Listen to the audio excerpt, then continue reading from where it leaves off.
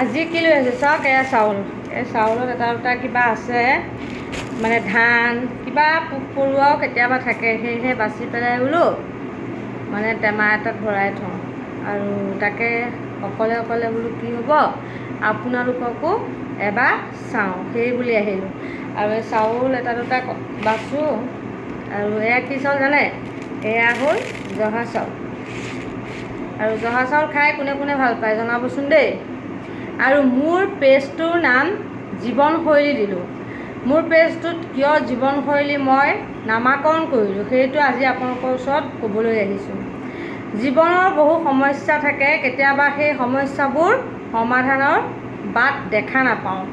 আৰু কেতিয়াবা সেই সমস্যাবোৰ মানে সমাধান নকৰাৰ আগতে তাৰ কি হৈ যায়, শেষ হৈ যায়। আৰু কেতিয়াবা সমাধান কৰিব বিচাৰিলেও শেষ নহয়। মানে এনেকৈয়ে জীৱনৰ গতিপথ আগুৱাই যোৱাৰ নিচিনা হৈছে আমাৰ। বিশেষকৈ কেতিয়াবা এনেকুৱা মন যায় জীৱনটো বৰ সহজ বুলি ভাবিহে বিয়া বাৰু হোৱাৰ নিচিনা লাগিল।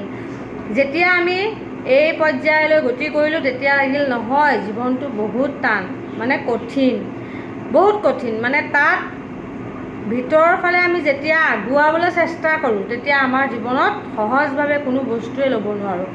প্ৰতিটো ক্ষণ, প্ৰতিটো দিন, সকলো সময় আমাৰ কাৰণে কঠিন। মানে এনেকুৱা লাগে কোনোবাই যেন আমাক পৰীক্ষাহে কৰি আছে।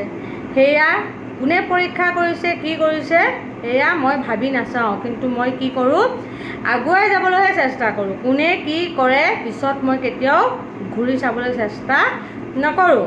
ঠিক সেইদৰে আপোনালোকেও মোৰ নিচিনাই কৰিব। কিয়নো পিছুৱাই গৈ আমি যদি সেই আন্ধাৰৰ বাটটো দেখা পাওঁ, আমাৰ জীৱনটো কিন্তু ভয়ংকৰ হ'ব।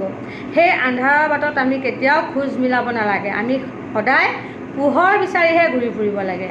আন্ধাৰৰ বাট পোৱা মানে আমি আধৰুৱা বাটতে থমকি ৰোৱা। সেই আধৰুৱা বাটটোত থমকি ৰ'ব কেতিয়াও নালাগে, আমি আগুৱাইহে যাব লাগে। হয়নে নহয়? কথাষাৰ শুদ্ধ হ'লে জনাবচোন দেই। আৰু মই এয়া চাউল বাচি আছোঁ।